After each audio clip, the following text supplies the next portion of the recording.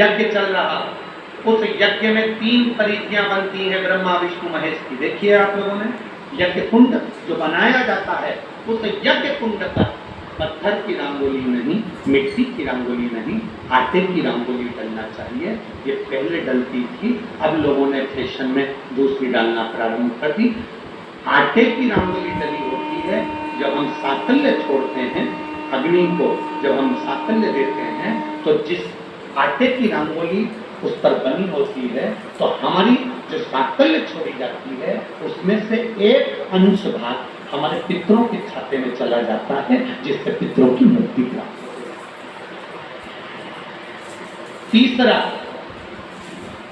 आटे की रंगोली तीसरी, घर में शादी हो रही हो, मंडप बना हो, उस मंडप के नीचे जब पूजन हो रही हो, उस समय पर पत्थर की या मिट्टी की रंगोली नहीं।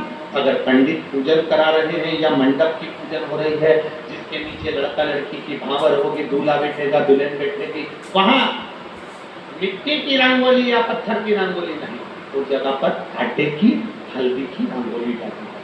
अब आपके यहाँ डालते कि नहीं डालते पता नहीं, पर हमारे यहाँ शास्त्र रीति करती है, ये 3 जगह की जो रंगोलियां हैं, ये हमको आटे की रंगोली डलने से, क्यों शादी के मंडप में पत्थर की रंगोली या मिट्टी की रंगोली क्यों नहीं डाली जाती? शादी के मंडप में, यहाँ दूल्हा दुल्हन की शादी होती है, वहाँ पंडित जी भी आटे की रंगोली डाल देते हैं, घर की प्रेम बेटी आटे की रंगोली डाल देती है। उसका कारण क्या होता है? जिसकी शादी में मंडप के नीचे आटे की रंगोली डलती है, वहां पितरों को निमंत्रण नहीं देने की जरूरत पड़ती, वहां पित्र उस वर कन्या को आशीर्वाद देते हैं, जिससे उनका वंश बढ़ता है, वंश बढ़ता है। और ये निश्चित है, जिसकी शादी में, जिसके विवाह में आटे की रंगोली डलकर भावर हुई होगी, उसके घर में संतान सुख रुक नहीं सकता, उसके यहाँ संतान का सुख होता ही है। जिसके यहाँ आजकल ये पत्थर रंगोली डाल देते हैं, डाल दिया और कर दिया बस, क्योंकि आजकल फैशन में तो दुनिया की है, वो आटे की रंगोली कौन डाले, तो वो फैशन में चल गया। तो संतान की प्राप्ति में भी थोड़ा सा, अब तुम देखो पहले का समय, आज का समय कितना अंतर है हमारा।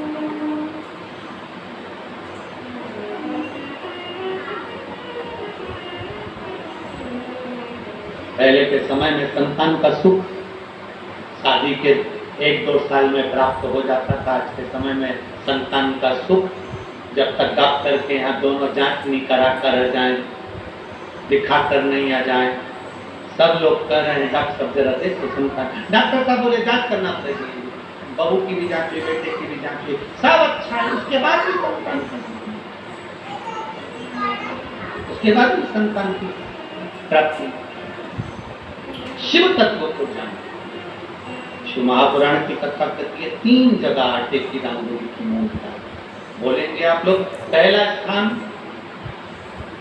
दरवाजे की चौखट, दूसरा स्थान बोलते जाओ जल्दी यज्ञ कुंड, तीसरा स्थान शादी का मंडप, जहां पर भले चुटकी भर आटे की रंगोली बने और वो जगह 3 स्थान आटे की रंगोली के। उसी तरह है जैसे तुम्हारे दरवाजे पर तुम मोती की बंदरवाल लगा लो, चमकदार बंदरवाल लगा लो, हाथ से बनी हुई बंदरवाल लगा लो, और जब तक तुम आम के पत्ते की बंदरवाल नहीं लगाते, तब तक घर में लक्ष्मी का प्रवेश नहीं होता।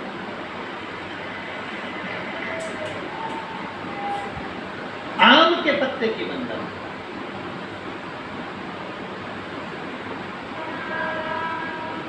कहा गुरुजी आम के पत्ते की क्यों? तो शास्त्र कहता है, शिव महापुराण में उमाखंड कह रहा है, कामदेव आम के पल्लव में छुपकर बाण मार रहे थे। कहां छुपे थे?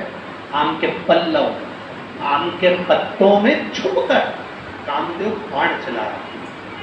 भगवान शंकर का जब तीसरा नेत्र खुला, कामदेव आम के वृक्ष पर भस्म हो गए, आम का वृक्ष जलने लगा, आम के पत्तों में अग्नि प्रकट होने लगी।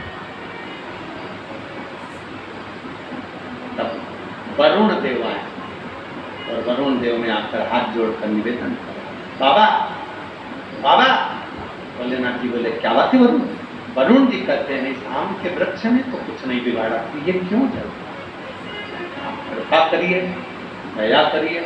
शंकर भगवान ने वर प्रदान कर दिया, तूने मेरी दृष्टि का तेज ग्रहण करा है, मैं तुझे वर देता हूं, जिसके दरवाजे पर आम के पल्लव की बंदरवाल बनती है, उसके घर में मेरी दृष्टि सदा पड़ी रहती है, वहां रोग व्याधि दुख नहीं आते। अब तो आम के पत्ते गायब हो गए और आम के पत्ते की जगह प्लास्टिक के आम के पत्ते बनकर है? और लोगों ने उसी प्लास्टिक के आम के पत्ते की बंदरवाल बनाई। महाराज, आम के पल्लव पर शंकर की दृष्टि पड़ी, क्योंकि कामदेव चलकर बस हुआ था उसी आम के पल्लव पर बैठ। आम के पल्लव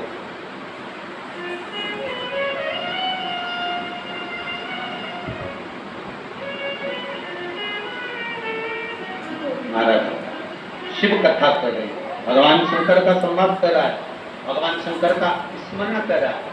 जब सुप्रिया ने अपने पुत्र से कहा, वृषकेतु से कहा कि शिव भक्ति से भगवान शंकर को एक लोटा जल जब हम पितृपक्ष में भी समर्पित करते हैं तो हमारे पूर्वजों को वो जल प्राप्त होता है। शिव भक्ति का फल प्राप्त।